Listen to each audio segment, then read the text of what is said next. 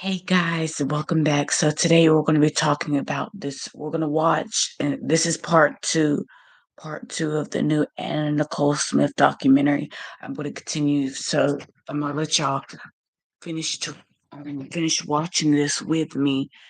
I got it on the TV. We're going to go ahead and watch it. Hey, how you guys doing? How you doing, guys? I love y'all so much, and thank you guys for tuning in. And we're gonna come. I'm gonna go use. We're gonna be on a 10-minute break, and then I'm gonna come back and we're gonna watch this new documentary, the Anna Nicole Smith documentary. I'll come back.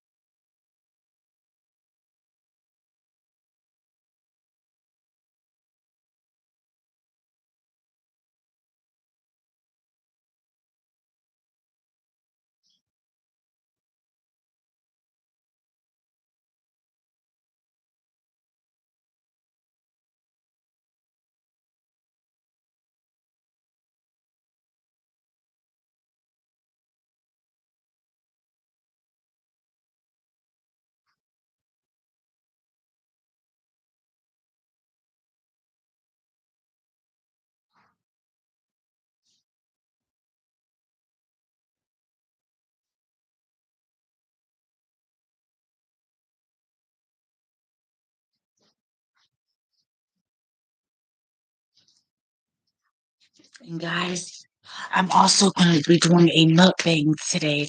I'll be home tomorrow. I'm not going to school tomorrow, but I will be going the rest of the week, Tuesday through Thursday. But Monday, I will be staying home and I'll be able to do more videos with you guys. But I will be returning to school Tuesday. So yeah, guys, I love y'all so much. And yes, I'll be home for today and I'll go back tomorrow. So yeah, it'll all work out. It's fine.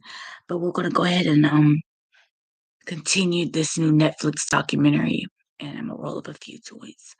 And yes, and this is gonna be about I'm gonna let this is gonna be about like a 2 hour documentary.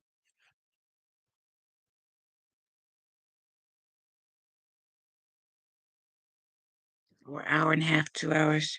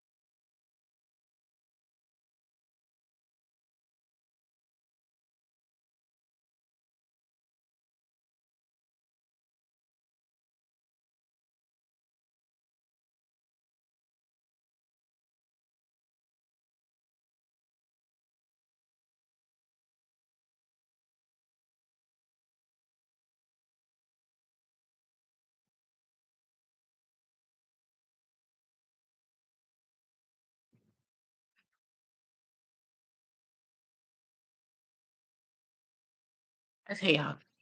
We're gonna go ahead and continue with the Anna Nicole Smith, You Don't Know Me documentary.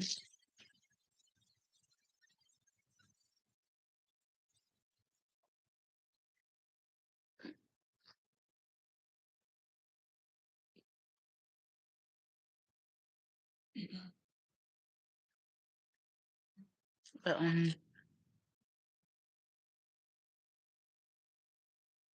yeah, we're gonna we still have an hour and 42 minutes left for this documentary, so 2 hours.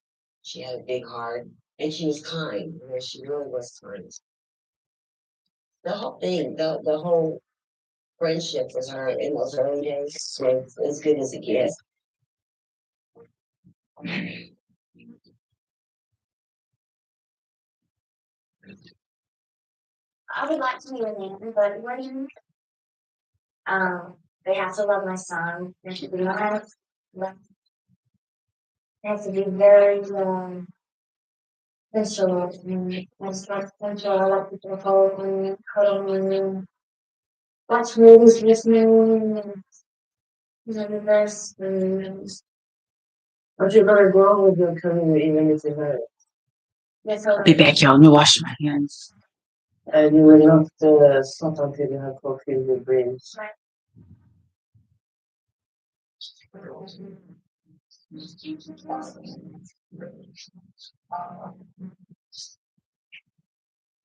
Nikki started to tell me about this man that she had met. She met him when she was dancing, and his wife had died, and he was very, very distraught and depressed. She said that then he started to fall in love with her, and he wants to marry her. And he's a billionaire with a B, not a name, no, it's B, I mean, a billionaire. She told me his name was J. Howard Marshall.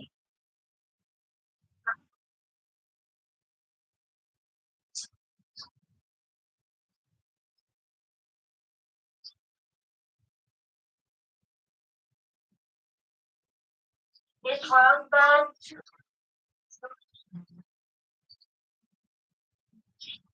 tonight. He bought her a car, and he bought her a home so that she could be stable, and she quit working in office clubs. It's like having a genie or something, just grant your every wish. He asked her to marry him several times, and she would tell him, "No, I'm not going to marry you until I have a name for myself because I don't want people calling me a go getter." And he said, "Okay, very well."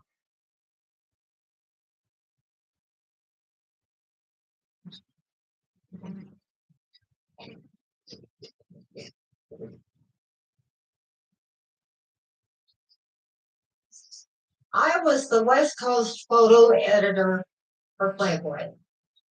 That's me directing a shoot, which was the Playmate of the Year car, as I recall.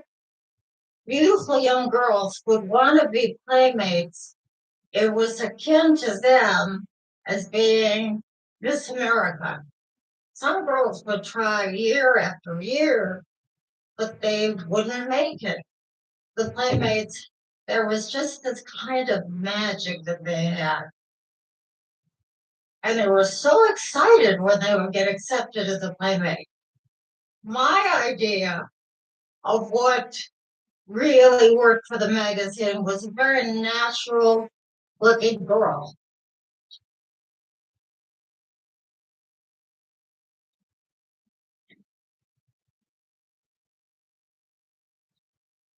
I heard from a photographer in Texas who said, "I have pictures of this girl I think would be a good playmate. Frizzed up hair, a lot of lipstick, a lot of eyeshadow, and ample, to put it mildly." And I said, what am I going to do with this? So I decided to bring her in for a playmate test. My staff thought I was crazy. So I brought her in. She didn't have any makeup on at all. She had beautiful features. She had that wonderful aura about her of not trying too hard. She was just this sweet gal with this incredible face. We started testing her. Well, the photographer said, "You better come in here." So I went here, and she was sitting in the corner with a sheet on, and she was terrified. And I thought, God, how can I get over this with her? So I talked to her, and she had brought a record with her. And into the preliminary shoot, we put on the record. And it was Marilyn Monroe singing "Diamonds Are a Girl's Best Friend." A kiss on the hand, maybe quite continental, but diamonds are a girl's best friend. And the minute I put that record on, all of a sudden she changed. She was a different person.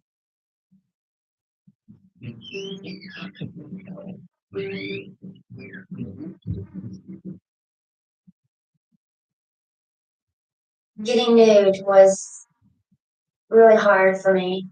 Yeah. I did it. I'm not ashamed. I'm not ashamed at all. So what do you think of Playboy as a magazine? I think it's a fantastic magazine. You called Playboy a dream magazine. Why? It was my dream because it So what kind of happened to make my dreams come true? I put her on the cover featuring debutantes. She was the furthest thing from a debutante we could ever find, but I never.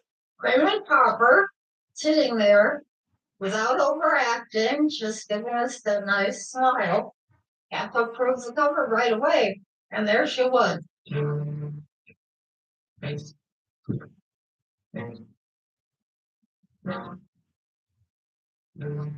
Fame is something that people strive for, but the other side of that coin is that fame finds people and won't let them go. Hey y'all. All those years she'd been telling me she couldn't even hold a smile over she is doing it now, you know? Like, okay, you know, maybe I called it wrong. Okay, guys, we are on a lunch break. What I have today is rice and shrimp, chicken fried rice and shrimp, bacon and bologna sandwich, bacon and bologna sandwich with chicken fried rice and shrimp. Playboy had called and they wanted her back out into the Playmate of the Month. So she needs someone who could help with Daniel. Oh. So I moved into the house in Spring, Texas. That is the first home that Miss Marshall had bought. Yeah, I have it. Paul Marciano called me up. Paul was a good friend of mine, and he was the head of Yes Jane. And we started talking, and I commented on that girl on the cover. And I said, she is the new Claudia Schiffer.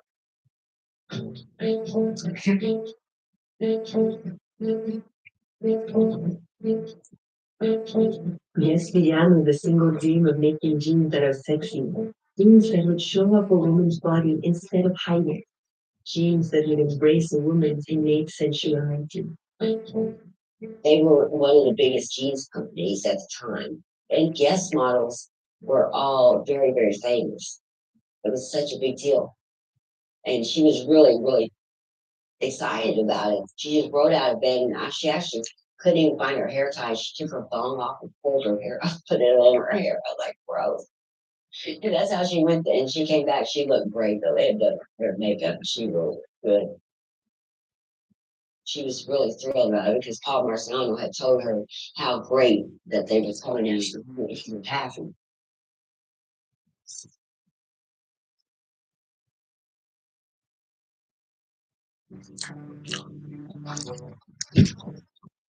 We got chicken fried rice and shrimp and bacon and bologna sandwich. It's good.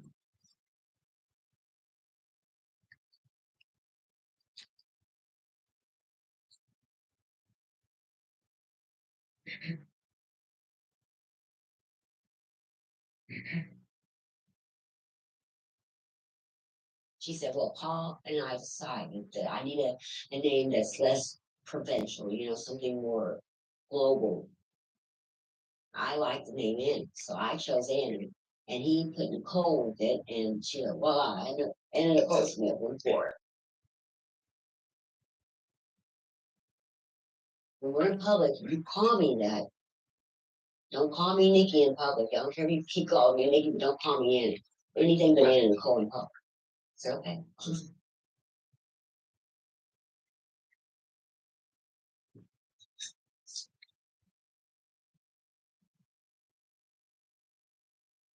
The first modeling trip that I took with her was to LA, and I saw the billboards. They were everywhere. You know, I started to see her face all over the place. And it was so, she had arrived.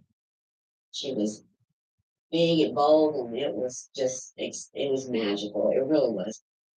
She got an invitation from the Coen Brothers to go and read for a part in Hudson Cross. And she goes in. One of the Coen Brothers was sitting over on the couch, and Nikki went over and sat in front of him, and he gave her, the script, and he said, "Can you read this?" And she read it, and he said, "Okay, can you do it with more, men?" And she did it, and he goes, "That's perfect. That's exactly what we're looking for." I was exactly right on. We said our goodbye to everybody. We got down to the bottom of the stairs and we start screaming. We're jumping up and down because that's our first movie. She's in movies now. Mr. Barnes, one magazine is called the most comfortable bachelor of the year. And society pages have been linking you with high fashion models outside. Do you care to comment? There's no truth to the rumors. We're just dear friends. Isn't that right, Sansa? Whoa! Here. Whoops. I got out my camera. I was like, come on, you know that we're not gonna waste that look. And I'd be like, come on, give it to me, and you can probably talk to us. On TV when they're taking photographs of her. She was so beautiful. I was really in love with her. I was her first uh, female lover, I guess. She had a sexual appetite for sex, just like everything else. She enjoyed having sex. She was a sexual. She had a lot of practice. She was good at what she did. She had a good lover, a very good lover. Dang.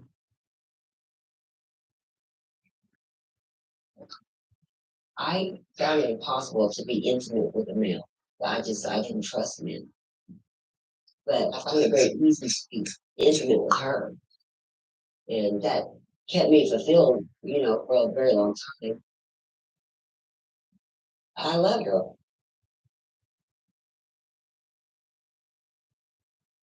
The world knows Anna Nicole Smith as the Yes Girl. She's been told she was too tall, too blonde, and too shapely to make it as a model. But now this small town Texas girl is a superstar. If any of my kids came to me and said, "Daddy, I want to be famous," no, it's not all it's cracked up to be. And yes, sure, you'll be famous, you'll be adored. And people put your picture on the wall. You'd have a fancy house in Beverly Hills with a swimming pool and a glamorous car on the driveway. But along with fame, this stuff that comes along. It's a bit like a slag heap with a coal mine, right? It's you get the coal, you get the diamonds, but there's all this waste material too. That's like fame. There is stuff that comes along which I wouldn't wish on my worst enemy. When Anna Nicole went out, she knew how to make a good story.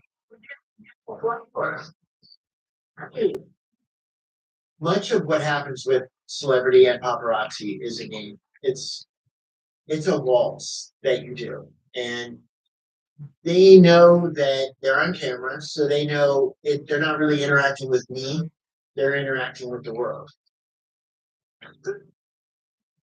So the beat that we worked was the Sunset Strip from Hollywood through West Hollywood and Beverly Hills, and we primarily did the nightclub circuit. We would sometimes start at like 12:30 at night. And because we didn't want to get there too early, we wanted to wait until people were somewhat inebriated. Particularly with the showbiz in our life, they were just fed. Most of it was a lie. Mostly, it was whatever they wanted to promote. This actor is not gay. They're straight. Look at the proof here. They would swallow it hook, line, and sinker. But we didn't do that. Instead of going in the front door, we were hanging around the back door and picking up on the chauffeurs who could tell you what was really going on the maids coming out of the houses who told you what was going on behind closed doors. Anna Nicole, she was a money shot every time you saw her.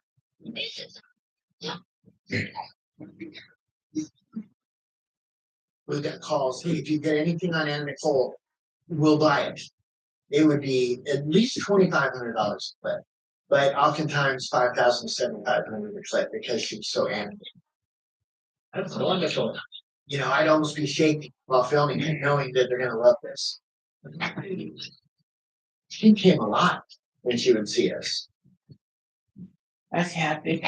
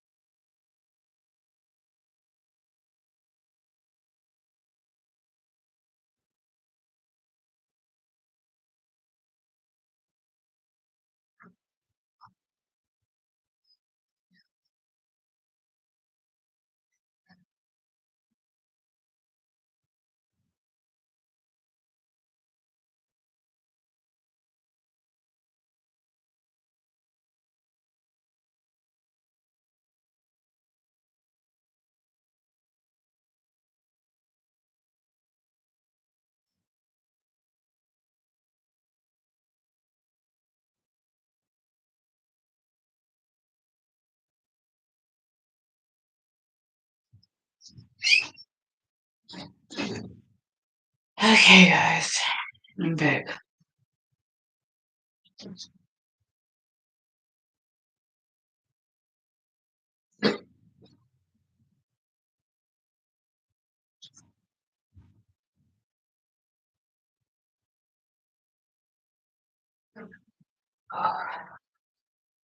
I'll be right back.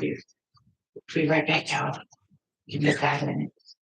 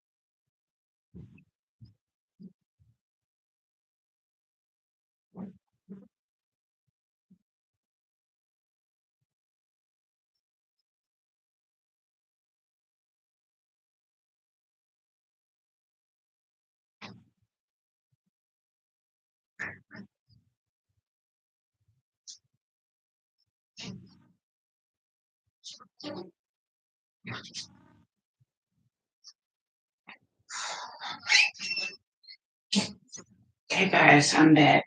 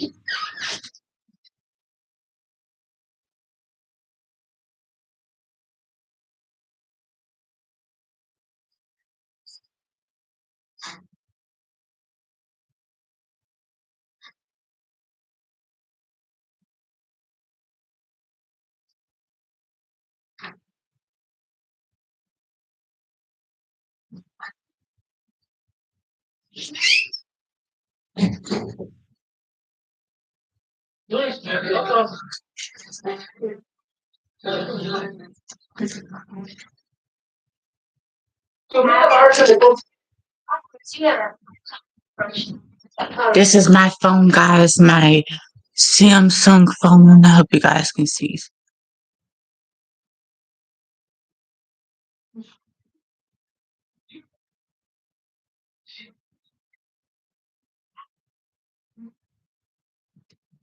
This is my book, Betty White's Tribute to a Legend, celebrating the life of America's golden girl. This is it, guys. My beloved 6,536 YouTube viewers. I'm going to promote this book on a meet and greet press tour that will be today as well, because I'm staying home today due to we don't really have much gas, so I'll be going back to school Tuesday tomorrow. But I guess I'm staying home today to. And yeah, guys, I will talk to you guys all about this book. This is I did not publish this book, but I will co-author it. That means I'm going to promote it on a meet and greet tour. And yeah, this was when Betty was in. Well, they just used these pictures. But this is part of when this was outside of her house during quarantine, 2021, 2003. Yeah, 2021. And that's all she wrote. The sweet, sometimes sassy stories of Betty's life in her own words. If you ask me, reads like a chat with the beloved star of the Denver Post. 2011, Betty went on a book tour to promote what would be her final memoir. Betty White's Pet Love, 1983.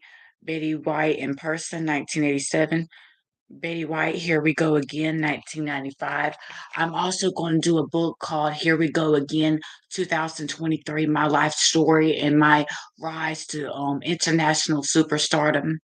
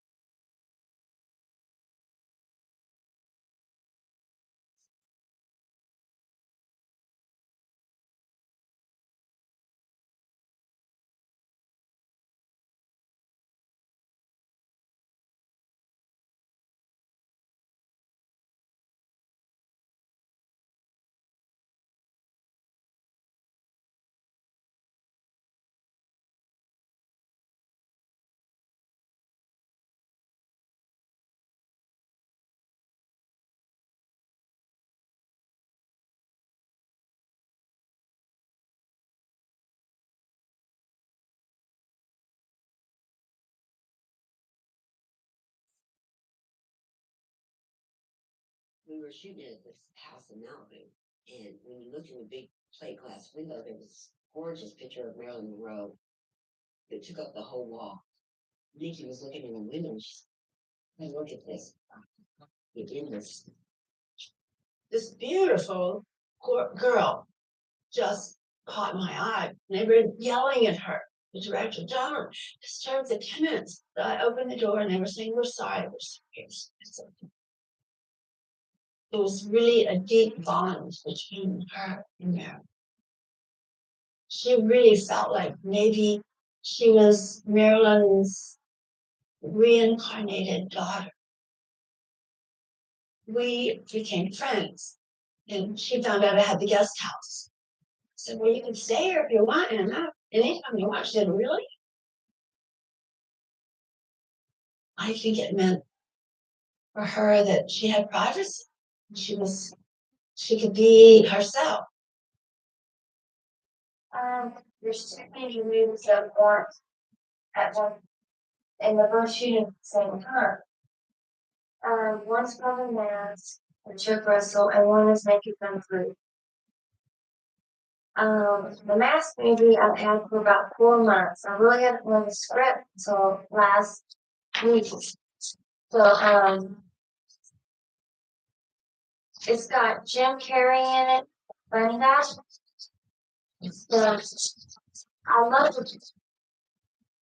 But the thing is they offered me this. I have a the lead role, and they offered me only. This is embarrassing. They offered me $50,000.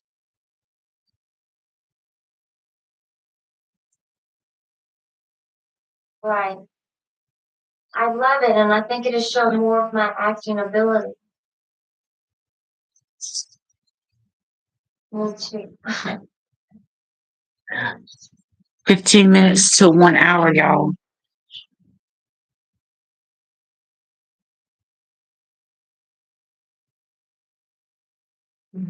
Maybe ourselves, I don't know.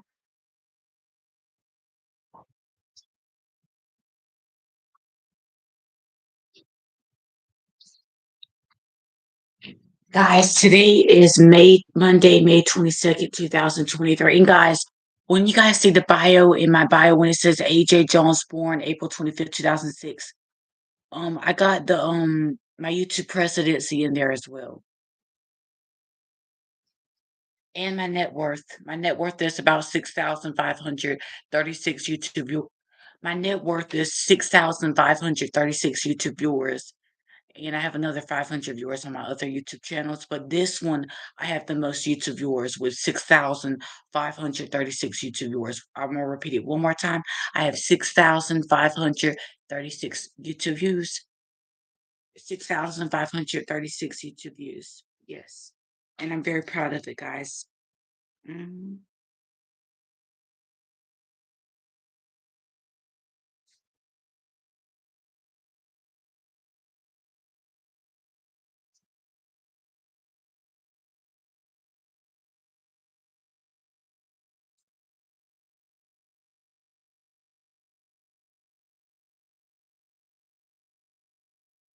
Okay. I got most of this part of the book done, guys. I'm going to read it to y'all in a little while. I'll read it to y'all in a few minutes.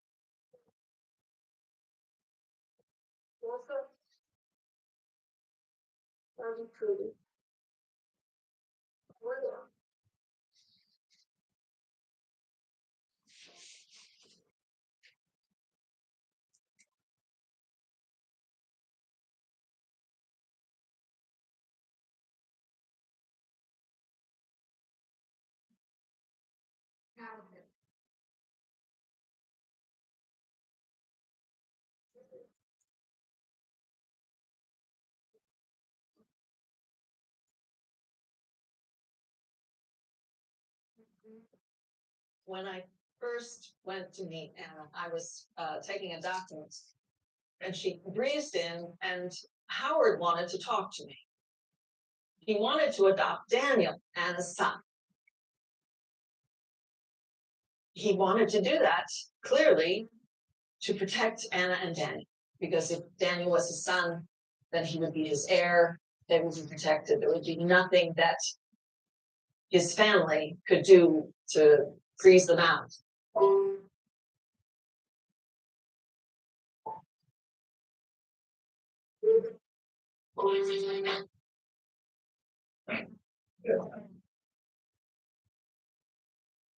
He told me, tell him to go ahead, tell him to go ahead, make sure it happens.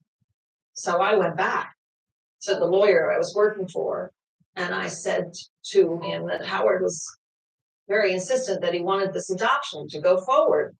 And the lawyer looked at me and just rolled his eyes. The lawyer was just completely dismissive, which was really peculiar.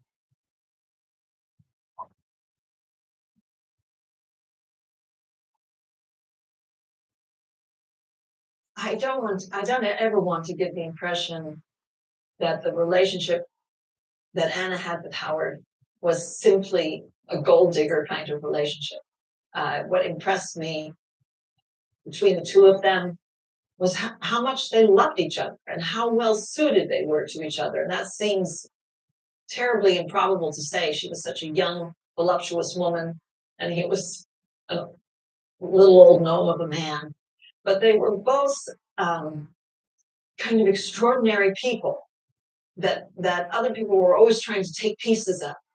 And Howard and Anna were protection for each other. They got each other. Daniel wants to say hi to you. Hi, love you, Dad.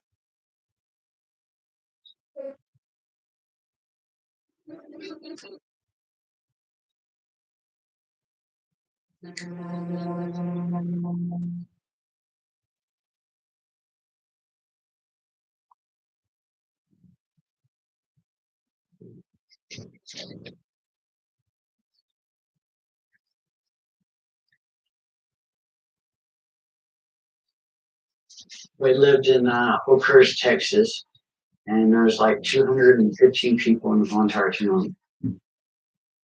There's only a post office, a gas station, and a bake shop.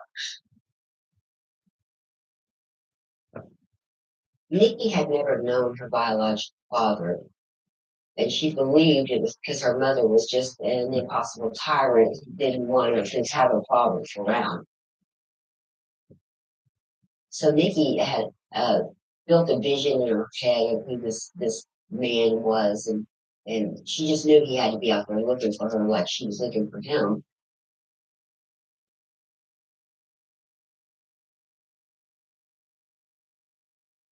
Well, we had a private investigator call the house and want to know if my father wanted to talk to his daughter, and he wouldn't really give any information. Just wanted to pretty much know if he wanted to speak to her. We said, yeah, I'll talk to her, and the phone, and then of course the phone rings, and then she picks it up, and start talking to her. And she's wanting to bring us out to California, but she wouldn't really tell us much information. The last name, anything. Just like, hey, I got tickets for you, come see me.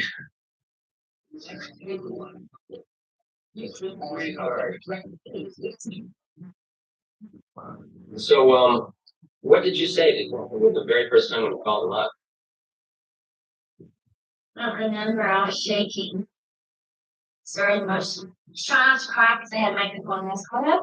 And what was your father's reaction? He was so happy. Like freaking out, saying, waiting for the same. Here's the news. He said, one night he couldn't go to sleep.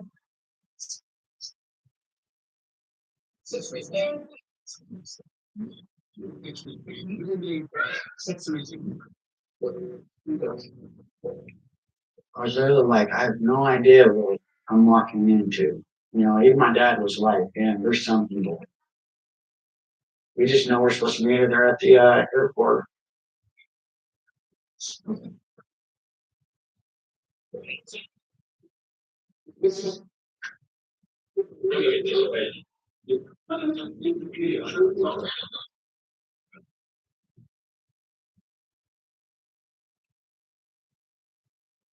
I must have a paper. I could wrap it around Beautiful it. girl, comes out with pigtails. And I'm like, is this her? Honestly, I was still in shock.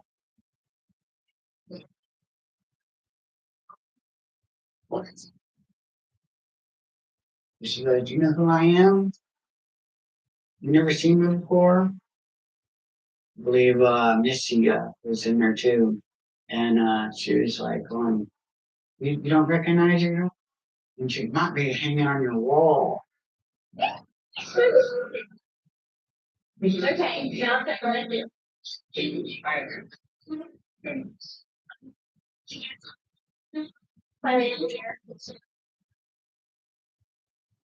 you know who guessed you? Yeah.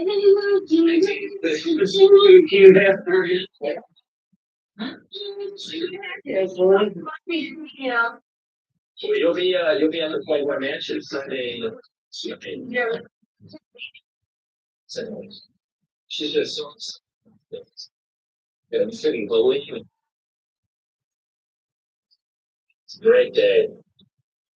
Don't get to see us. Hey guys, make sure you guys like this live YouTube video. Love y'all so much. I love you guys. You can tell she like wanted a father figure in her life. They all decided to go to Disneyland.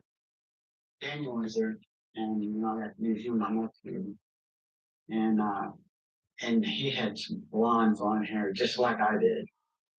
Wow, it was just like me when I was little. It was a beautiful day. She wasn't getting along with her mother. That's why she got out of our father. Everybody wants to look up to somebody. I just met my real father for the first time in 24 years. I never expected to happen in this life, that many years gone by. And anyway, here she is, here I am. And I think she's really done great for us. She's beautiful and I love her. And I love you too. And he's my dad. We were like invited to the Playboy Mansion. I'm like, you're kidding. And it was like a big party for her being Tammy of the Year. I remember meeting Hugh Hefner. He was giving her gift, which was a champagne-looking Jaguar. And that was a Hey y'all. Looked a little like Elvis Presley, I remember. Anna Nicole burst into my office saying, "My dad's here! My dad found me!" She was over the moon with excitement. And she brought him in, and I met him. He seemed very nice, very polite. They lived together, and then that was it. He never came back. So I don't honestly know whatever happened to him. Right, guys, comment down below if you guys know what happened to Anna Nicole Smith's father. If you guys know what happened to him, please comment below. I'm pretty sure he's alive. I don't know if he's alive or not. I have to Google it. I know her mama passed away, Virgie. She passed away in 2018. But I'm not, he might be still alive. I wanted Vicky to know the truth. Look at President Jimmy Carter. They said he was on hospice, and that was like 3 months ago, and he's 98 years old. My father is not the type of guy you want to be alone with or safe or feel safe. You're not going to feel safe.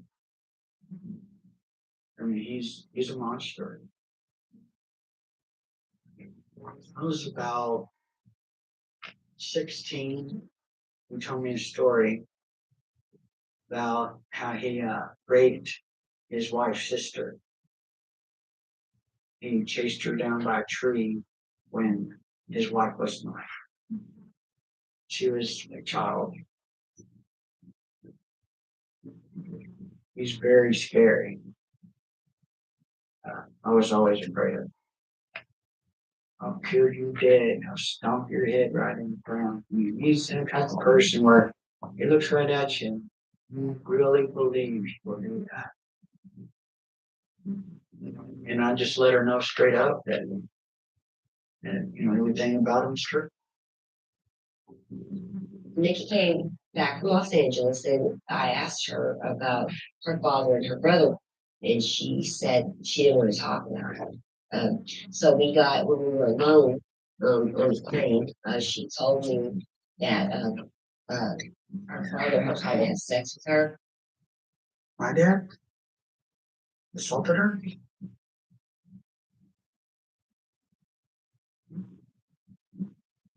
I mean, it's that would be like him.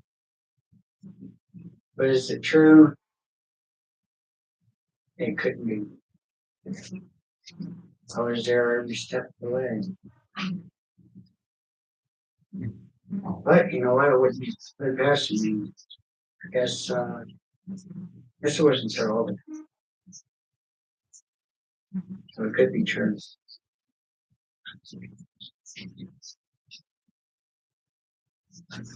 You can see it on inner control stats for her because I know how happy she was when she she had all these ideas in her head what it was like and what it was going to be like. It was just so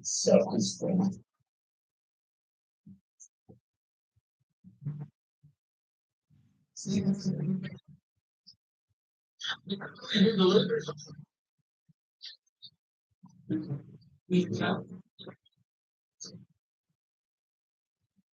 We had been seeing Anna Nicole show up at various clubs with many different people. And then she shows up with this young blonde guy.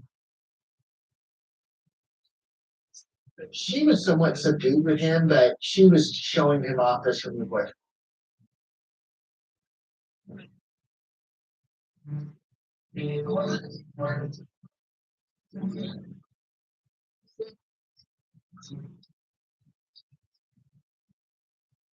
Model turned actress Anna Nicole Smith has been hospitalized. Now, the story broke just hours ago, so right now there aren't a lot of details.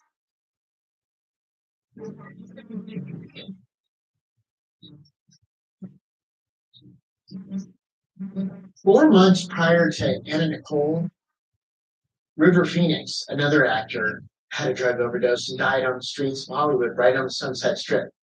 It was a trend that was starting to happen where people were taking their partying too far.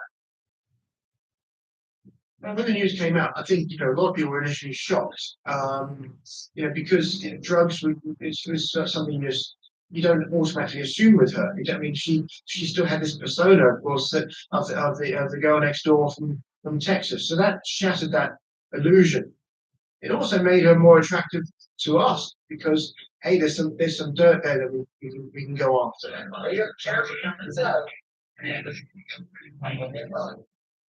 was one little girl. I was one.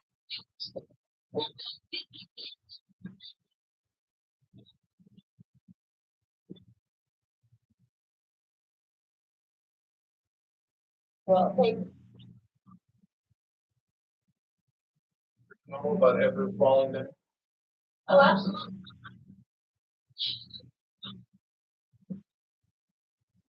Well, I'm still seeing Nikki, my friend, and she's really changing in an exponential way at this point because she's now Anna Nicole Smith, and she's got these important people calling her. She's got these guest people calling. She's got Playboy people calling. She has all these obligations now, and it got overwhelming.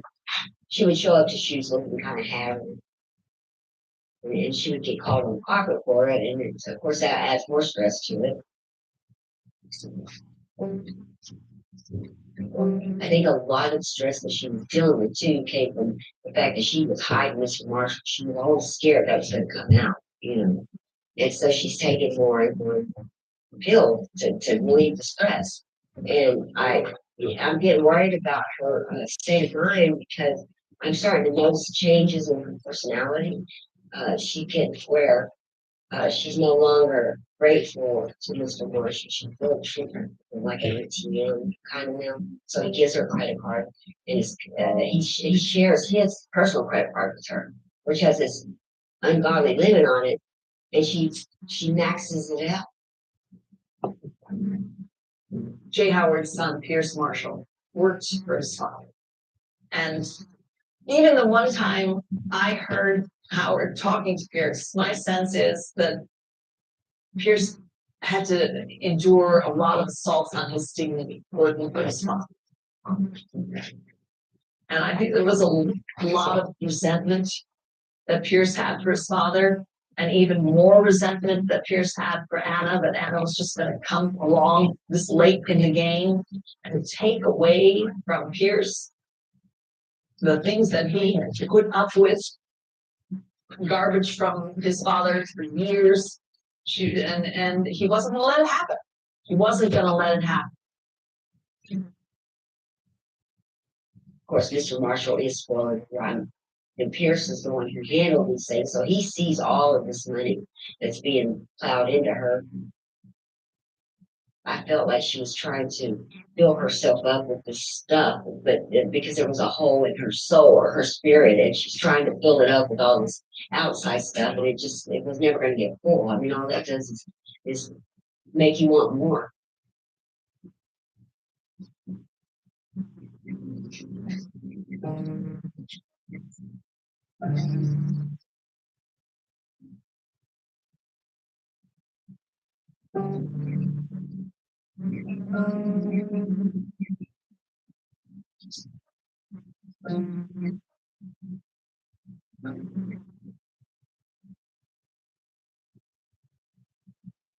This is your answer.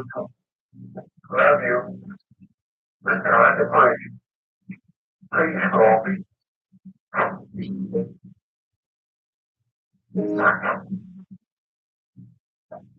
Please call your name. I love you. This is your man. I need to here. Love you. Please call me.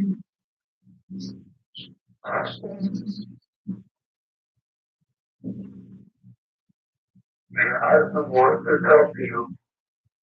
Please call me. Love you dearly. Well, where are you? I'm in bed. I've been trying to call you for you love your man? Yeah. Your man does you say you did. Well, wait till we have fun. You don't want to see you. Oh, no, there's one. Take care of my dispatch. I don't look at this migraine. I just put on this to try to make that therapy just when you real. What's your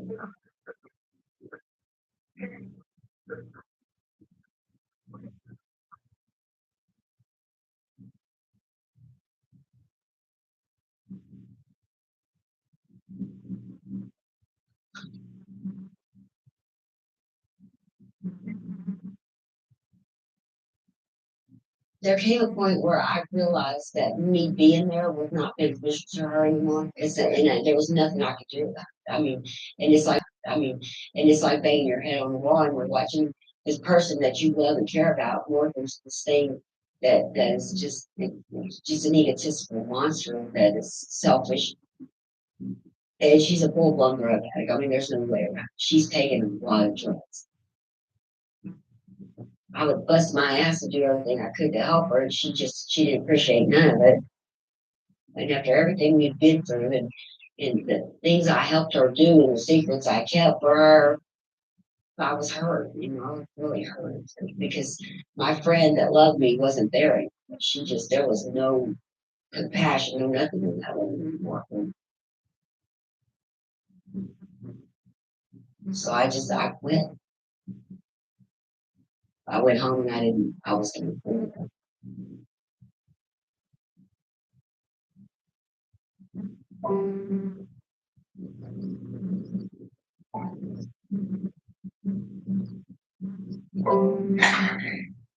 A couple of months into my representing Anna, Howard signed a trust agreement. It was his estate taxes, so he used the money in the trust for whatever he wanted to use it for until he died. But it didn't turn out to be that for him. Pierce worked behind the scenes and stripped Howard of all control over his own assets, stripped Howard of control over his life. Howard had bought this beautiful a necklace, a bracelet, and a pair of earrings, and gave them to Anna. And they were worth over $1 million. All of a sudden, Pierce was calling and telling her, "You have to take the diamonds back. I'm not going to pay for them." And that's how Howard found out that he no longer had control over his own money. Howard called me and he said, the diamonds have to go back. And he was so sad and so broken. This is Howard Marshall. I think my son Pearson has overreached a little bit. He has no business coming between my wife and myself. I want my wife to see what it in my life. I don't know if Pearson quite understand. Maybe it's a little done. 50 minutes left, y'all. An hour left. 1 hour left, y'all. When 3:16 is the time I'm going to end the live. Pierce stripped Anna's ability to go see him. Had to go to court in order to get her access, visitation rights. What I saw from her was how helpless and frustrated she felt. I'm live in my YouTube studio, everybody. Anna always told me that Jay Howard had promised her half of his money. Jay Howard Marshall, I think, was worth about $1.6 billion. And once the case started, nothing could stop it.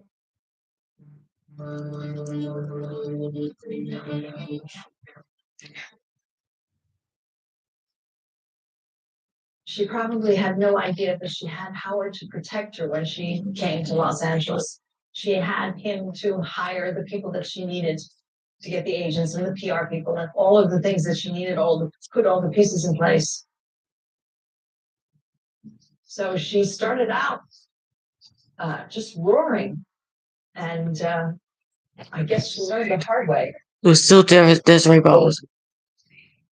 That was waiting for her.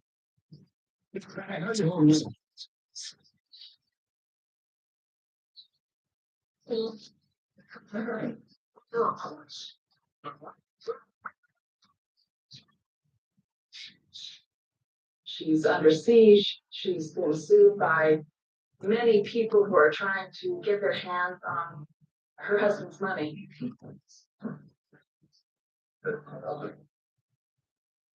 Well, another crisis for Anna Nicole Smith. She says she's broke, but there's more to the story than just a shortage of cash. We're everywhere, you know that. No, don't say that. You'll hurt our feelings. You'll hurt our feelings. No, we didn't put anything. We take great pictures. Okay.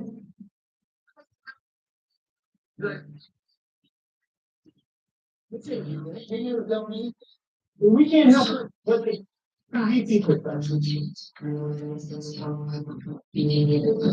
Keep from supporting that. Oh, yeah, that's great. It's sad but true that, you know, when someone does come off the rails like this, and particularly with drugs, people back away very quickly. You know, William Morris dumped her fashion contracts, don't want to be associated with it. You know, no one really wants to be that person. Thank y'all for liking. I appreciate y'all so much. She shying away and shooing away. You put your name in the box so I can give you a shout out.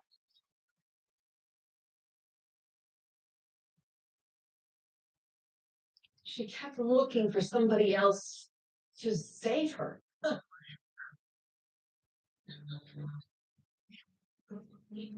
Part two of AJ watching the new Anna Nicole Smith Netflix documentary.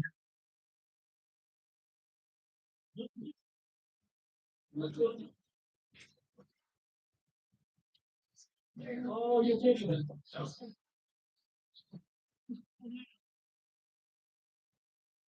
Bizarrely, we knew him because he had an office in the same building as us, so occasionally we would ride in the elevator, go up and down. He learned how it works, and he also understood not just the publicity, but the flow of money as well. He knew how he could catch it up.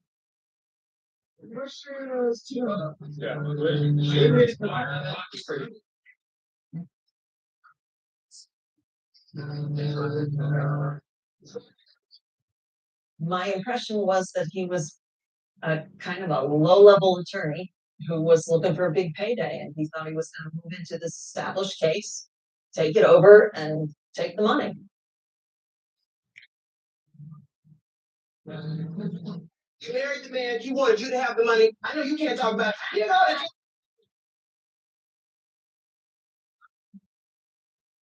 everyone in America really cares about whether, a lot of people in the press slam her, but I tell you, go from house to house all over America. Everybody loves her. Everybody has a soft spot for the underdog. So I believe that Hannah should get whatever the hell she wants. And it's true. So I should do it.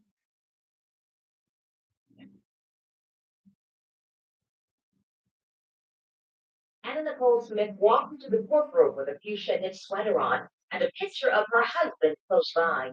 She took the witness stand and talked about the love of her life. He was just a really great, wonderful man that I was into. It wasn't sexual. Baby, oh baby, I love your body type love. It was a deep thank you for taking me out of this hole. And thank you for saving my life and my son's life. And thank you for taking care of that. That's the kind of love that me and my husband have for each other.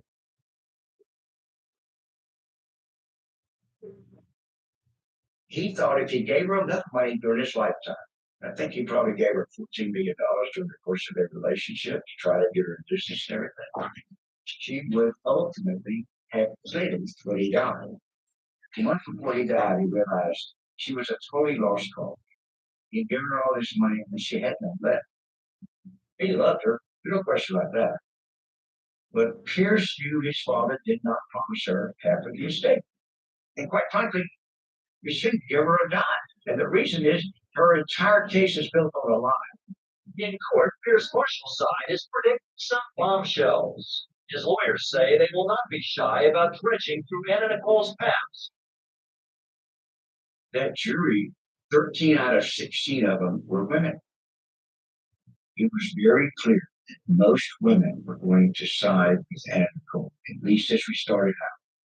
And the reason was they believed it said to us, any man foolish enough to put himself in that situation deserved very much whatever turned out. And so the whole goal was to change that mindset.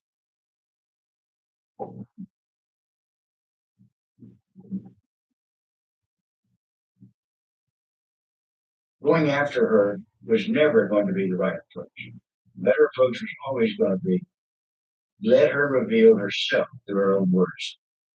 The jury has to reach that conclusion on their own. Your Honor, she's talking, she's asking questions, and she's crying and looking to the jury. And of course, she's looking to the 9 women who should be sympathetic to her. Well, I had seen a couple of movies she did make. She would never have been in those movies able to cry. So out of sky was not prepared and wouldn't anticipate. It just occurred to me. I go, Mr. Marshall, have you been taking your acting lessons? Screw you, Rusty. And then we were off to the races. You got my gown, got my shoes, got my hair and makeup. It's great. That's a cool terrible. She was giving answers that the average person would consider good. And it did not matter whether it was alcohol, for us. Food. She was a glutton. The verdict ends up, they answer all our questions favorably. Anna Nicole was found not to be entitled to anything. She received nothing from the trial. So the verdict was a resounding victory for Pierce.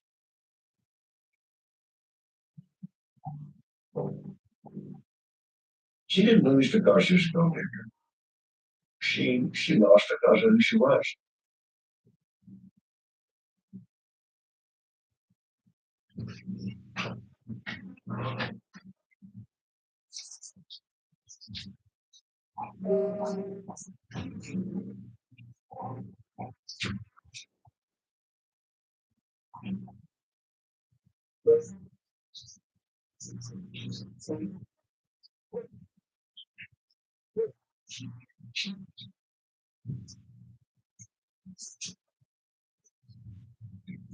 I would just advise people just to follow their dreams.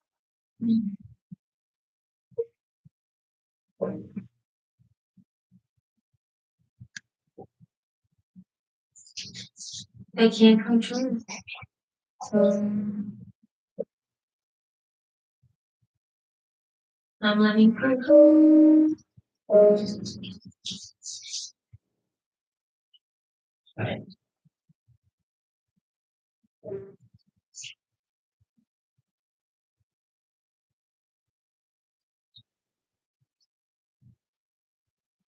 and roll. What do you want to do about gunshot? Where's the bed?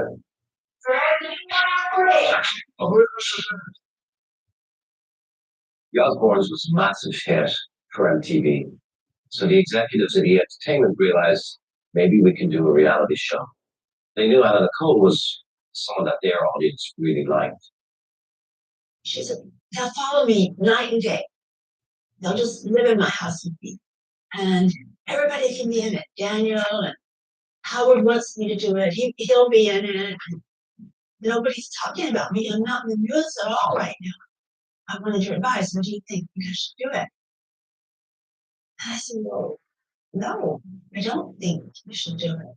And immediately, she said, why? I said, because they're going to make money by making fun of you. She said, well, okay. And then she did it. The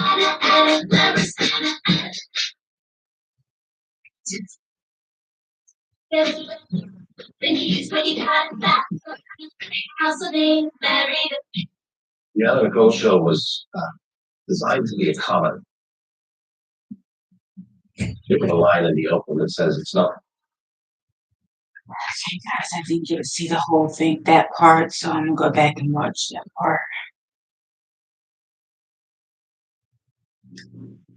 The verdict ends up, they answer all our questions favorably. Anna Nicole was found not to be entitled to anything. She received nothing from the trial. So the verdict was a resounding victory for Pierce.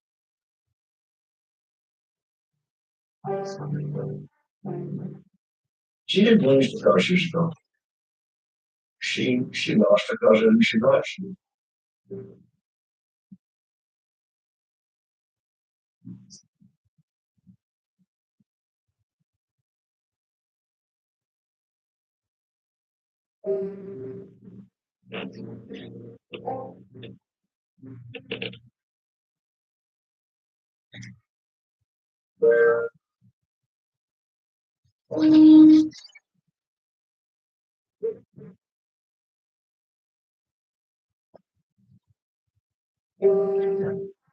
I would just advise people just to follow their dreams.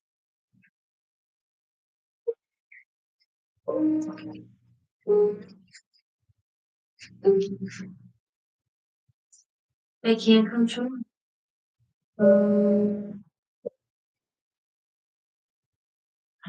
I'm living proof.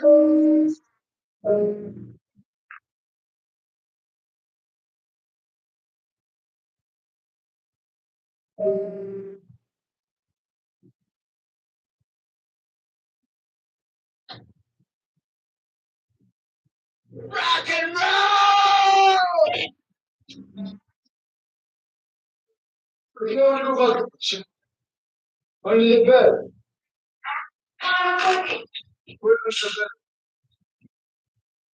Osbournes was a massive hit for MTV. So the executives at E! Entertainment realized maybe we can do a reality show. They knew Anna Nicole was someone that their audience really liked. She said, they'll follow me night and day. They'll just live in my house. And everybody can be in it. Daniel and Howard wants me to do it. He'll be in it.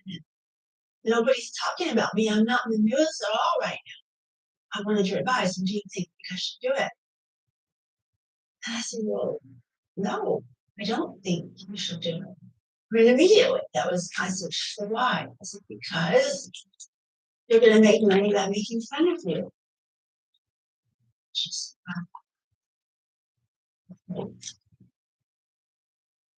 and then she did it.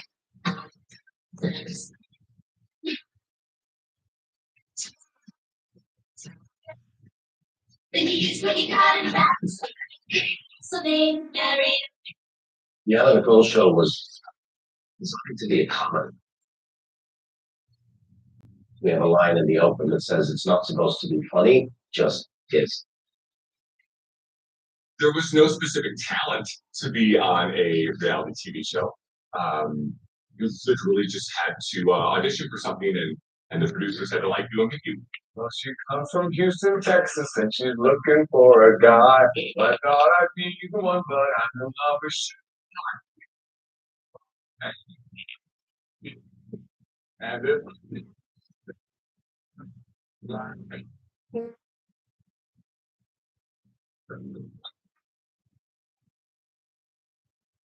We kind of changed details, and if I was in LA, I would come to the house and hang out.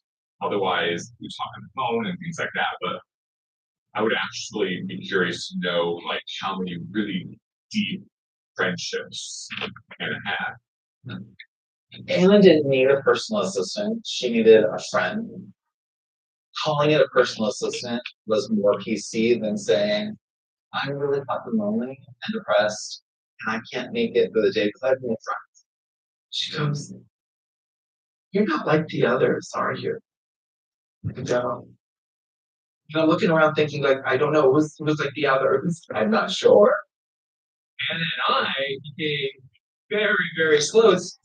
I don't want to say more so than Paul and Anna, but we had that really intimate, special bond that nobody could break. Anna always made me feel that I was the only one that she was talking to. She trusted me with information and told me things that you wouldn't think she probably told anybody. She didn't like to talk about her childhood. She liked to talk about how much she hated her family. She would always tell me about her mother. Anna Nicole hated her mother. The only thing I knew that Anna ever wanted to do was never to be like Virgie. She made sure that she was there for Daniel all the time. The world would stop for Daniel. When I first met Daniel, he was everything I wasn't expecting. I was expecting a spoiled Hollywood brat. Daniel was smart. He was humble. I think he was getting a lot of bullying at school. You know, like, I saw your mom's tits today, or whatever they would say about his mom. And it's like, then you can shy away from people. Nobody came over for him. I watched the show pretty religiously. I think I missed maybe one episode. I think that, the son, I feel bad for him. Yeah, that's a definite. And Howard and this woman, Robin, they were caught talking trash about Selena during her funeral. I don't like that. They shouldn't have did that. Feel bad for the son and the dog. The dog I feel bad for too. Yeah. I feel that Anna Nicole, I know she keeps saying that she's not on anything. I think she is on something. What's going on? Stand up. It's good to see you. And I also get that for some reason she doesn't think she's happy. I would say she weighs 300 pounds at least. I'll bet you $100 she's not over 300, but it's gonna be so close. I think she's probably 280, 290. All right, let's do this. The person who comes closest within 5 pounds of her weight. Well, cool. She was devastated by what the media was saying about her. I mean, they were, basically calling her a fat pig. She told me that basically from the time she was going to Playboy, that literally everybody was always telling her she needed to lose weight. She always needed to lose that weight. And so she ended up having an eating disorder.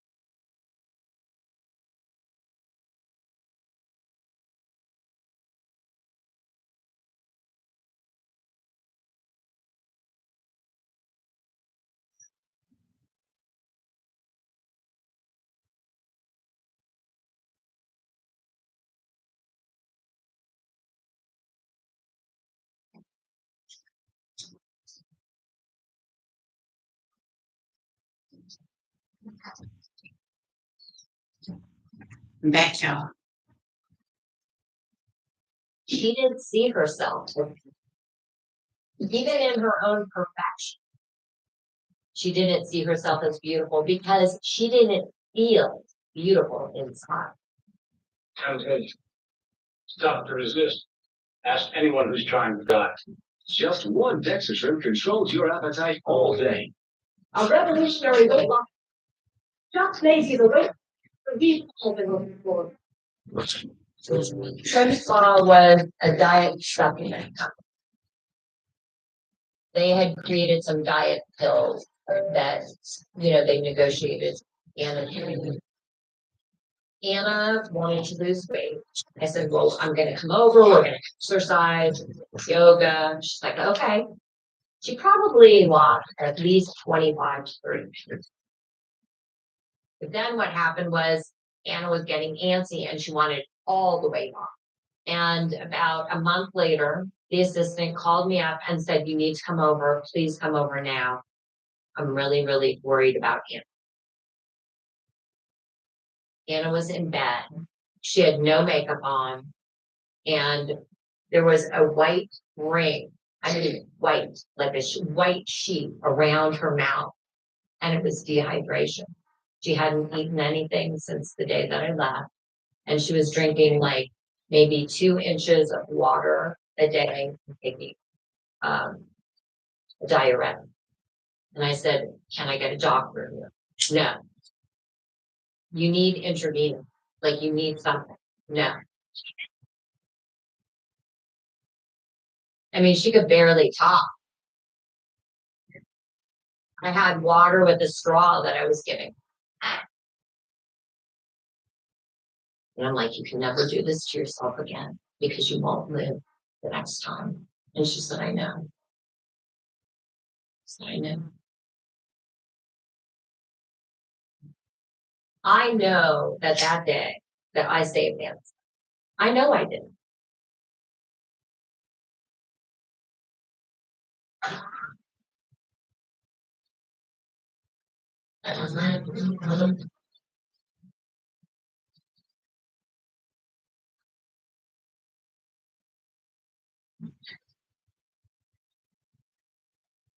And get the attention you deserve. Stop, baby. Make yours. 1-800 Transcape or Transcape.com.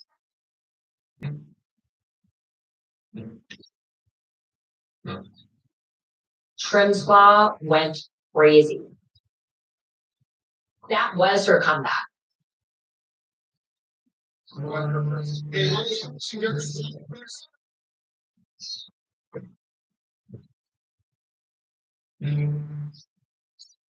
name is Maurice Brighthop.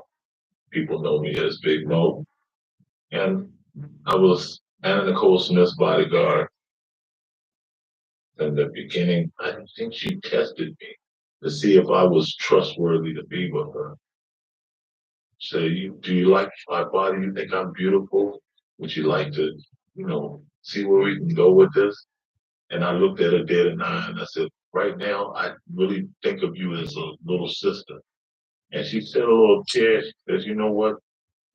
I'm so glad I met you. After about 2 days of working on the baby girl. And from that point on, she called me Momo.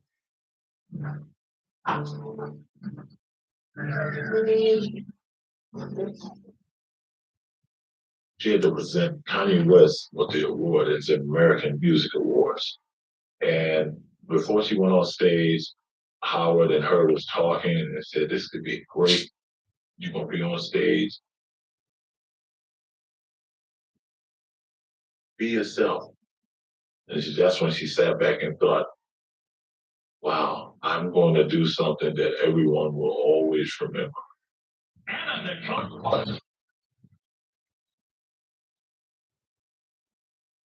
She got up on stage and looked like maybe a little high or drunk.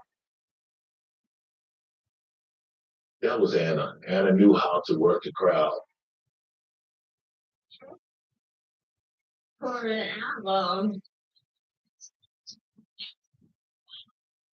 Make me beautiful duet. Makes me freaking genius.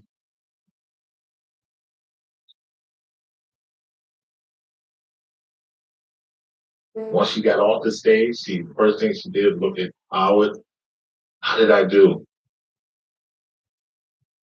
Off the camera, and we was all by ourselves. Anna was with it. And after that, we got so many other speaking engagements to go to. It's crazy.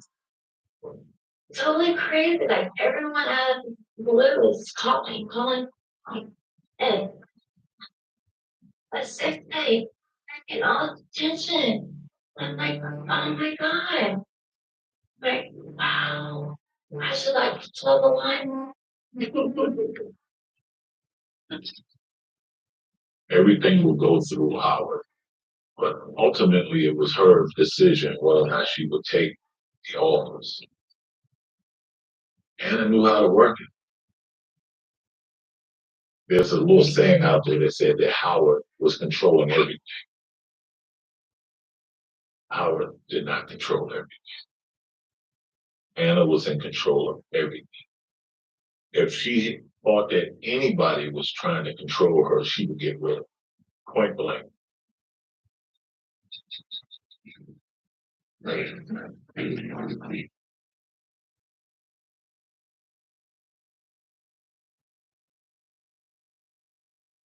Larry Birkin was a photographer and met Anna Nicole for the first time at the Kentucky Derby.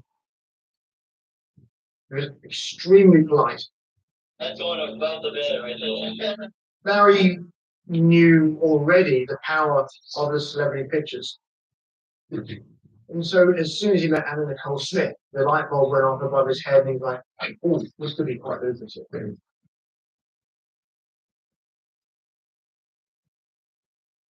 I met Larry Burkhead for the first time when they all came to New York City. And Larry was there and kind of introduced as a photographer, but it was pretty obvious that he was maybe more than that. And I also knew that she was, at that time, kind of wanting to be pregnant and to have a baby. So my mind, of course, went there to, oh, this is probably who she hopes will father her child. I was in LA for something that I went to visit. He was kind of there and they were trying to have a child, but he wasn't staying in her room. He was kind of his own room. Yeah. But I heard the details of what she was looking for in a father.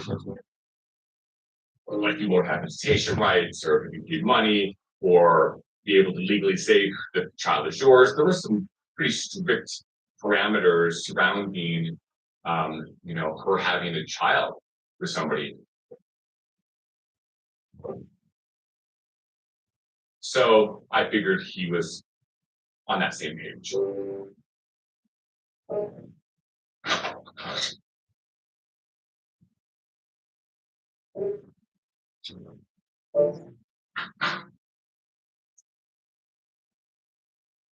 In 2004, I took over a practice in Studio City.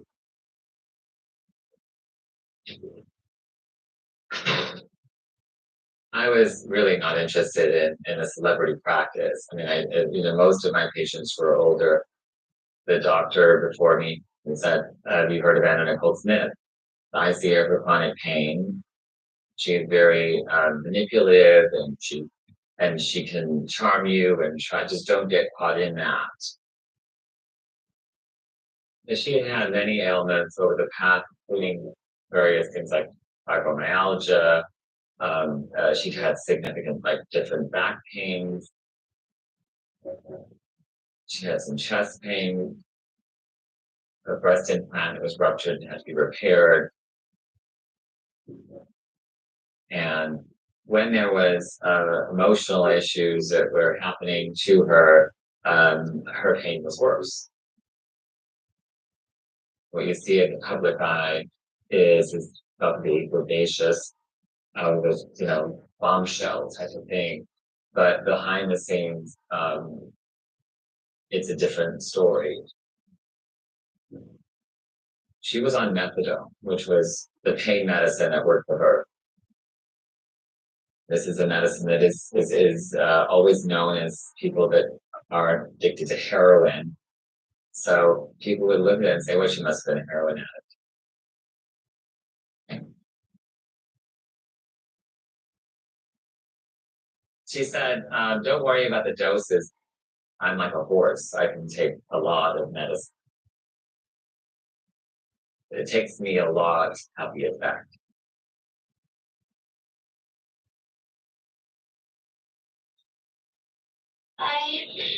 Me, Nicole, been hearing a lot of gossip, pregnant, guy.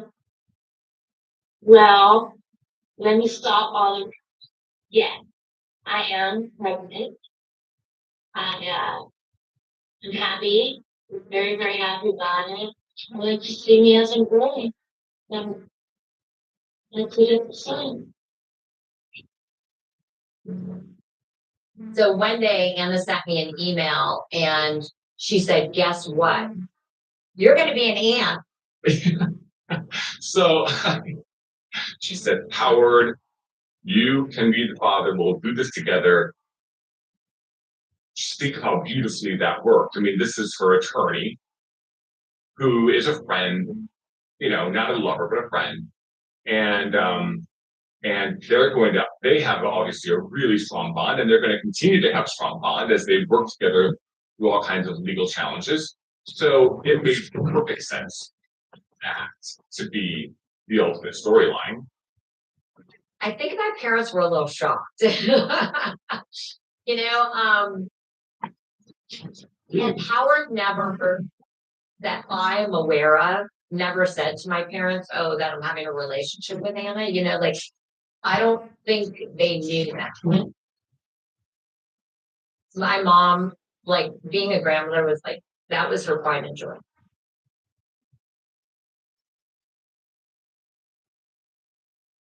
I'll be back, y'all.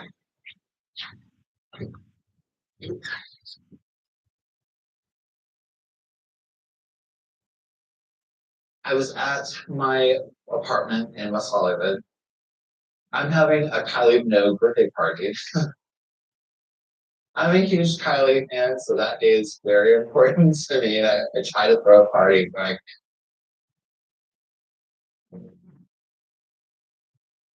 and just like every party in Hollywood, there was alcohol and there was cocaine, and we're just having a good time. And Daniel comes over. Hey, have a drink. It's like, I'll grab everything. And I was like, where did this come from? Daniel never drank. I never saw him drink. Maybe, a beer in every 2 weeks or 3 weeks, or it's very rare. Fast forward to May. He's drinking. He's doing cocaine. He's doing pills. I think he's about to turn 21. Personality-wise, I had noticed that he had kind of changed. It was a little bit more of an edgier, darker side of Daniel that I hadn't seen before. I think I offered him a drink, and he's just like, can I drink on some methadone? And I was like, where did you get the methadone? I'm like, did you take it from your mom? And he said, yeah. I'm like, first of all, how much did you take? He's like, I just took one. Honestly, it sounds stupid because I was at a party with cocaine and alcohol. You shouldn't be doing methadone. I here have some cocaine. It's just one of those things be careful. Doing that, but here, have some cocaine.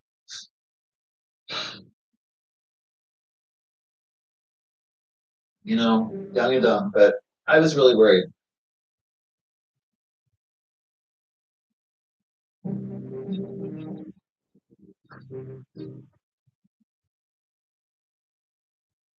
Former Playboy playmate Anna Nicole Smith did begin part of her late husband's fortune as new life today, thanks to a very unlikely group of allies, the Supreme Court.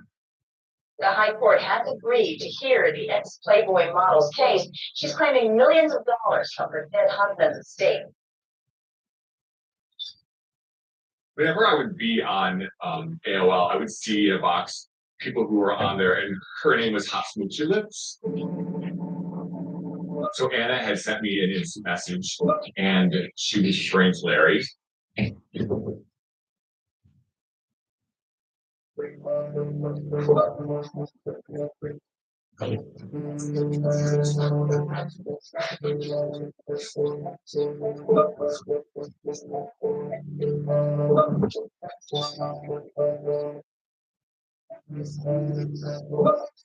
was really clear that Anna Nicole did not want to share custody with somebody else. She just wanted the child, no strings attached. And the best way to do that was to maybe escape the States and do this elsewhere.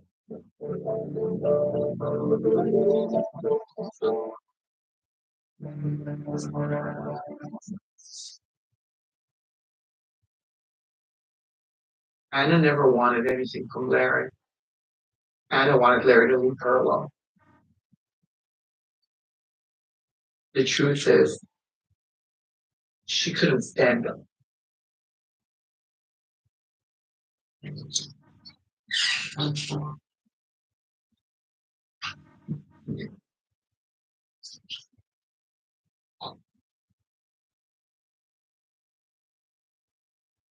The Bahamas would be her fresh start. This was her chance to raise the baby all by herself and do it the way that she wanted it to be done and the way she wished she could have done for Daniel.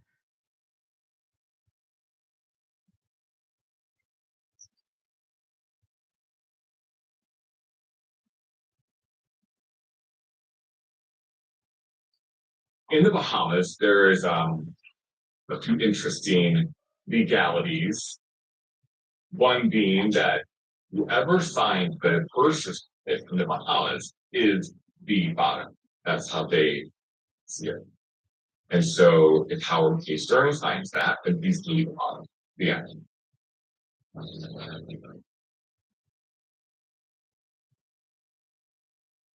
Anna called me in late August when she had just informed me on the phone that she has moved to the Bahamas.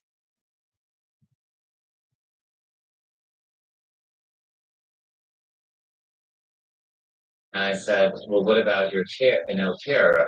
Well, I'm here and it's a beautiful place and it's really relaxing and all this stuff. I said, well, and then she also was calling really to say, I'm going to run out of my methadone.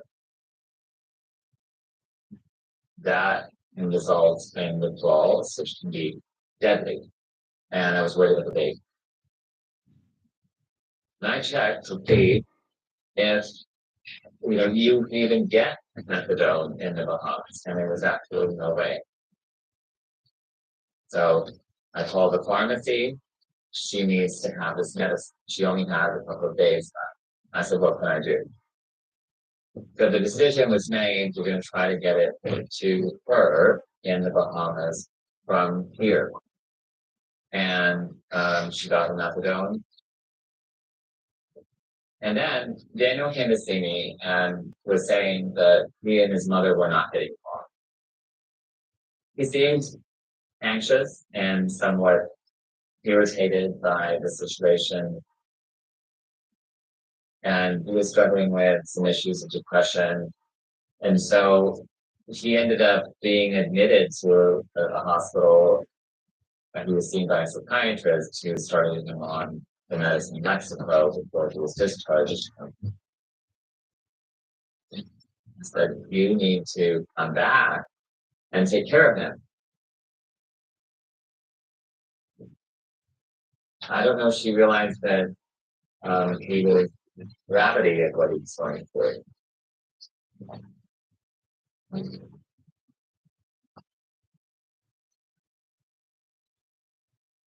I was called by Howard, told that she just delivered a bouncing baby girl, and she looks beautiful. And I said, "Can I speak to Anna?" She said, "Oh, the baby's beautiful, and what I ever wanted." Then she told me, she said, "Well, Daniel's on his way." Phew, wow, okay, we got them together. They're talking. She said the client. 8 minutes left, y'all. 23 minutes left. I'm sorry.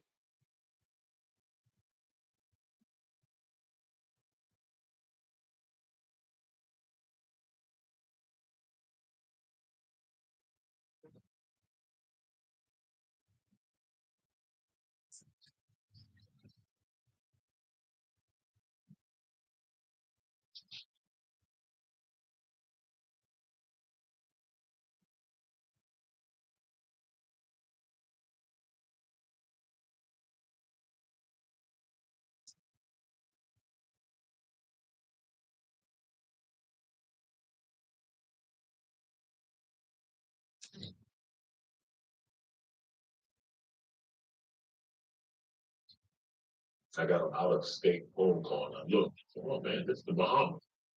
And it was Howard on the phone, very somber, soft tone. And said, Mo, Anna needs you really bad. And then I could hear Anna in the background, Mo, come now. Mo, come now. So I said, what's going on? He said, Daniel just died.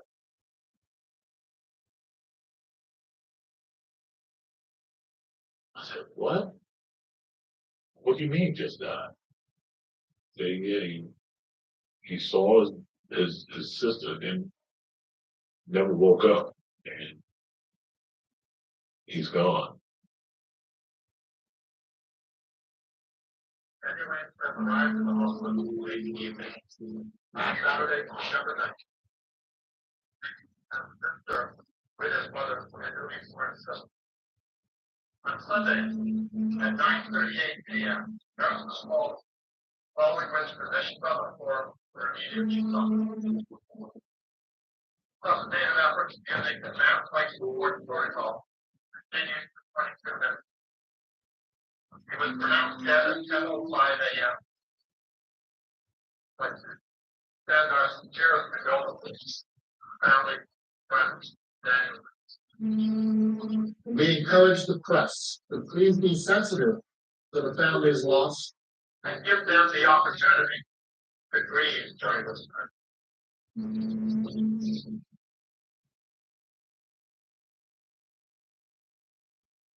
time. She was a wreck. She was incoherent. She couldn't talk. She didn't want to live. Daniel was the reason why she wanted to get out of Virginia, Texas. Everything that she did was for Daniel.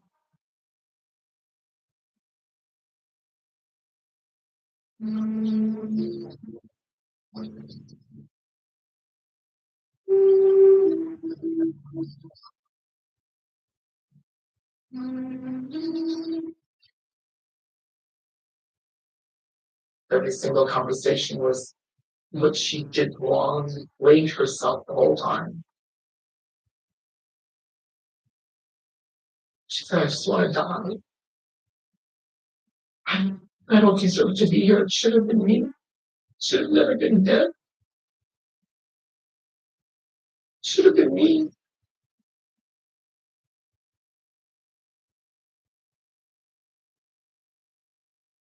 Tonight, the sudden and unexpected death of a young man 20 years old under investigation.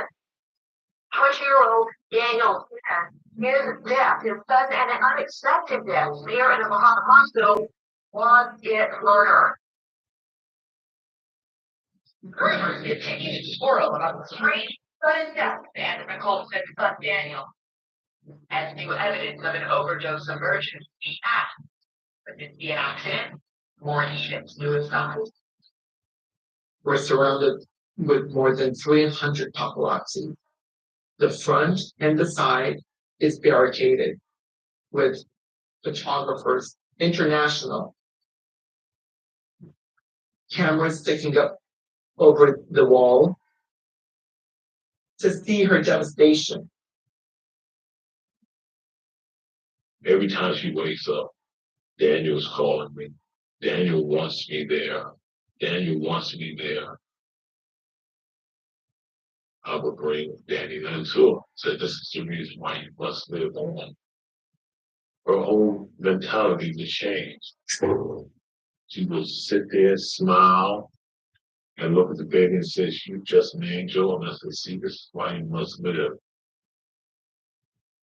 But she wanted to be with Daniel all the time. Because every time she would sleep, she would see it. And that's why I believe that she always liked to be sedated and taking these pills to help her sleep. Every dream, Daniel was there. Most of the people that was around her were enabling her.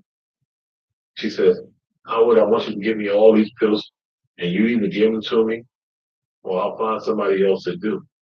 It ain't like Howard says you have to take all these pills.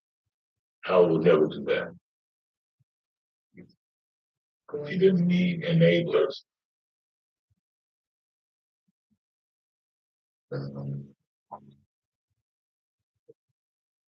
This is a time of great joy for her. She's bringing a new child into the world. And at the time of her greatest joy, something happens to her 20-year-old child.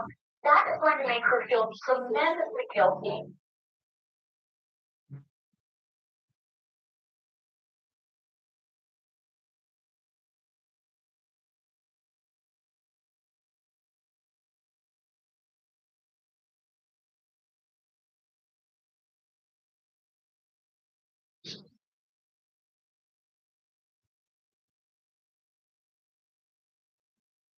Thanks everybody for coming, and I just want to say that I am the father of Daniel, and I think this is a crime with basically what these people are doing to me, and I expect to be reunited with my daughter with the help of my attorney associates. Thank you all for coming. Who's the father of Anna Nicole Smith's baby girl? If this man has anything to say about it, it's him. Then to inherit millions of dollars from the estate of Smith's late husband, oil tycoon J. Howard Marshall. Why has Anna Nicole been so secretive about who the father of her new daughter is? Anna and I have been in a relationship and we love each other, and it's been going on for a very long time. So you are the father. Yes, sir. By the way, have there been any DNA tests taken? Is that how it's gone? What? I said grandfather. Attorney Howard K. Stern says he's the father. Boyfriend Larry Burkhead says the child is his. And in the zaniest moment of the day, Jaja Gabor's husband, Prince Frederick von Anhalt, turned that even he could be involved. There are lots of people who could be the father. Could you be the father? I don't know. Sometimes I'm a bad boy, yeah. Who is the father? Who's the father? I am the father until times prove wrong. I am the father. We really haven't been allowed to agree with the way that this whole thing has been handled. And, you know, it's going to be, I think, a little while before, you know, we're going to be able to experience really happy moments.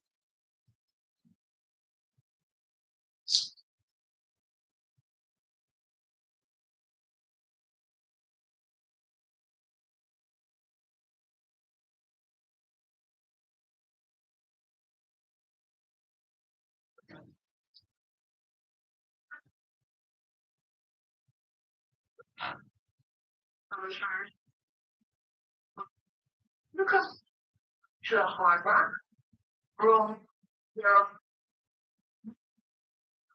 or wait, who is what is not responsive?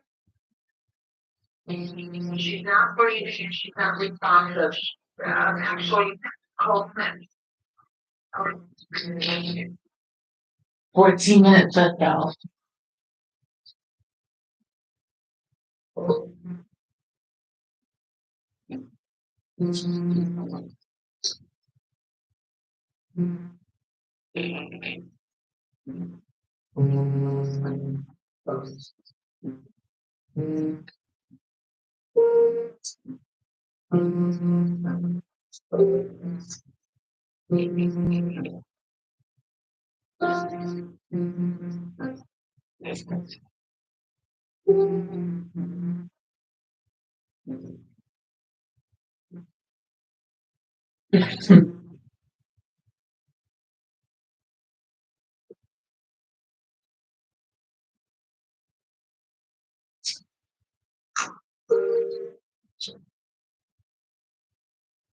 There's people in front of the store going, do you know what's going on? What happened? Did you hear? And I'm like, what are you talking about? Well, who are you? All these news things. Actually, calls Anna's number, she's not answering. Calls Howard, he's not answering. Calls Mo. He goes, baby girl is gone. Baby girl is gone. You know, pain that he was speaking with was so great. Run to the airport, first flight out. 5 hours later, we're in Florida. Howard was a mess. I mean, he was inconsolable. A lot of people are really painting Howard K. Stern as a villain. Howard, how do you know that a lot of people have made him out to be a manipulator? Reportedly, they are looking for possible prescriptions written out to Howard K. Stern to supply Anna with drugs. You tell me why you're not cooperating with drugs. I have no comment to make. The methadone prescriptions with my name on it appears in the press. This doctor shipped it over to her, to a pregnant lady. And it felt like they were blaming me for her death. And they were. This may say a lot about our current culture of celebrity and media these days when all the major cable news networks switched over to nonstop live coverage this afternoon when word arrived that Anna Nicole Smith had died. She was 39 years old. She was adored by millions, but loved by few. There was obviously always this sort of air of tragedy around Anna Nicole Smith. She had so much misfortune in her life. So what about this money? Does she have a will? And who is the father of this child? Whoever has access to the child, whoever's raising the child, has access to whatever money the child inherits, which is potentially tens of millions, if not hundreds of millions of dollars. I mean, the phrase rest in peace means absolutely nothing, unfortunately, when it comes to Anna Nicole Smith.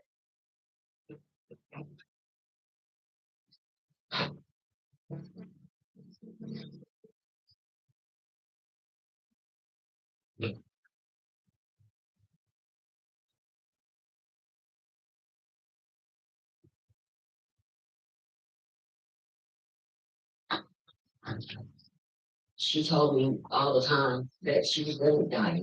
And it wasn't really bad. I said I should, I should have believed it. She should spend some more time doing things that were positive.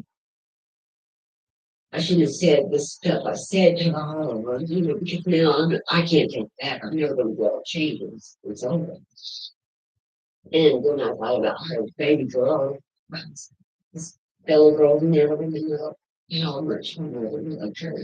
She's born, she's never going to know how badly her mom wanted. She's never going to feel her hugging her and singing to her and doing all the things that mothers do.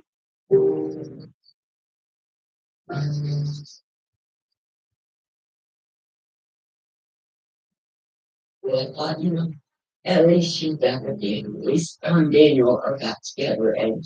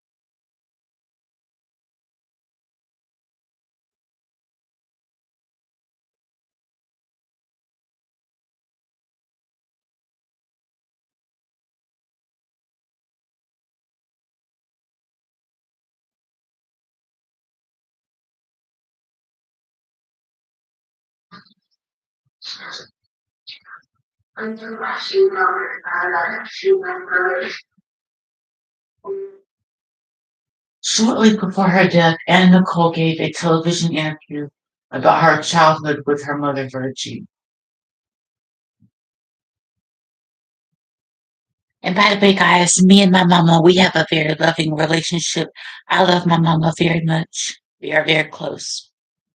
I'll go ahead and continue with this as well, guys. I'm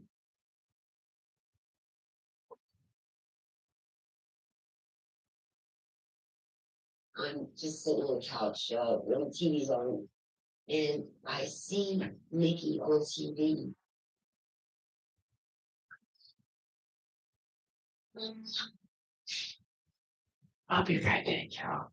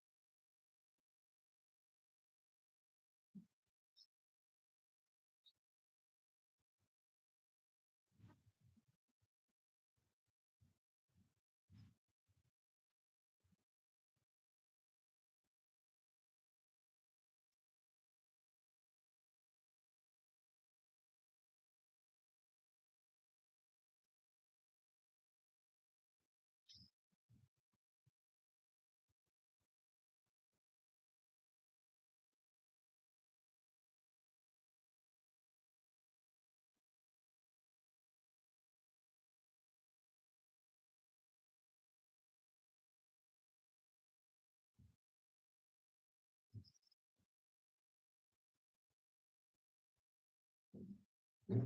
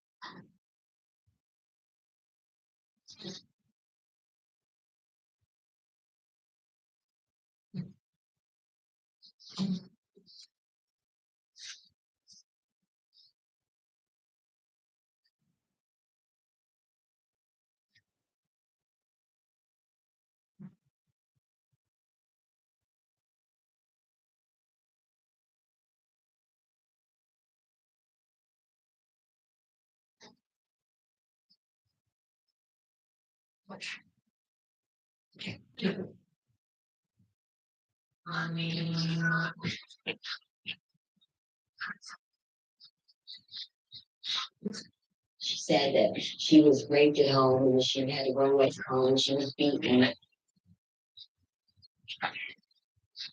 I was shocked because I knew that was not her childhood coming out of her mouth. That was my childhood. That's exactly what happened to me and the way I related.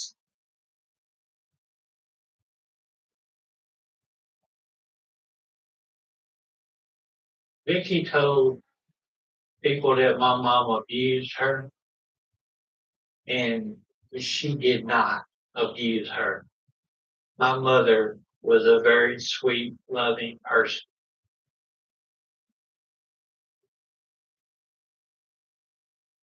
The only person that I ever remember coming to her rescue was her mother, over and over and over. There were times that we got out of a lot of trouble because of her. If she had not been in law enforcement, we would have been in prison a couple times, you know. They did talk to each other behind the scene, and they cared about each other. My mom passed away 3 years ago with cancer.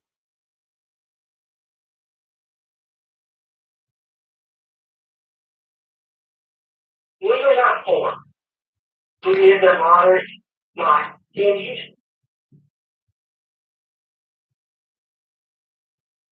Three days early, the corporal.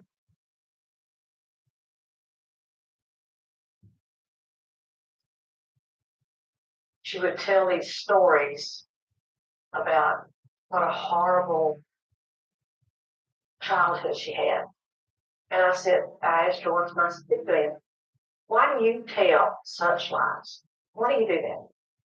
She said, Mother, I wish you could just understand that I make more money telling sad stories than I make telling good stories. She said, don't get me wrong, I make money anytime my name is out in the open.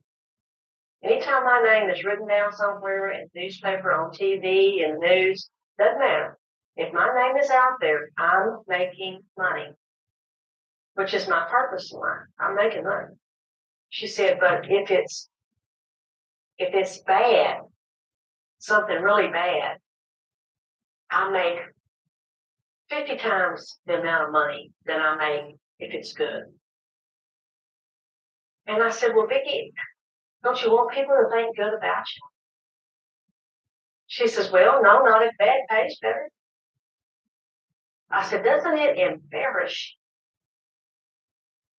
you? She says, no, not to the tune of however much money I can make from it. It doesn't embarrass me. I said, well, you think it embarrasses your family?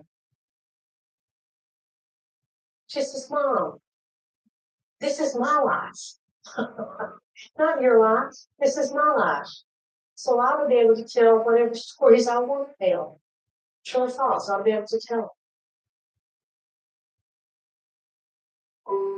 Nikki did very much get swept away by a story that she created.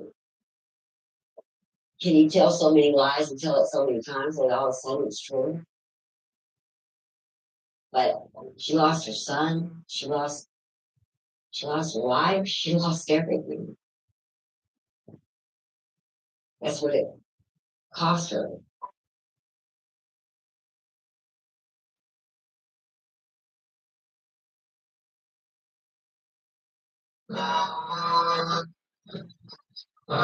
While tearing up, game may go.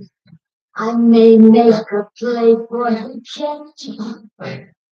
but when I do, I don't follow through, 'cause my heart belongs to Daddy. If I ever An inquest concluded that Anna Nicole died from an accidental overdose of 9 prescription medication.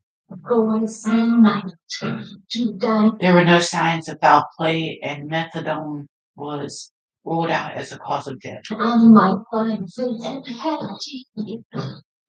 I just adore his asking for more, but my heart belongs to Daddy. Yes, my heart beats. I just adore his asking for more, but belongs to Daddy. In December 2018, the Marshall probate case was closed. I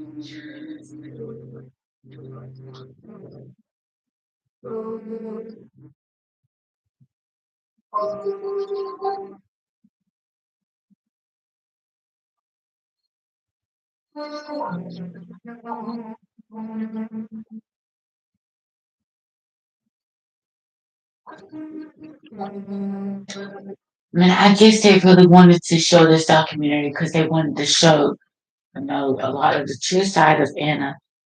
And I thank you guys so much for watching today's live stream and live YouTube video. I'm done, guys. I'm gonna take me a nap. I love y'all so much, and I thank y'all for watching. I'll come back later.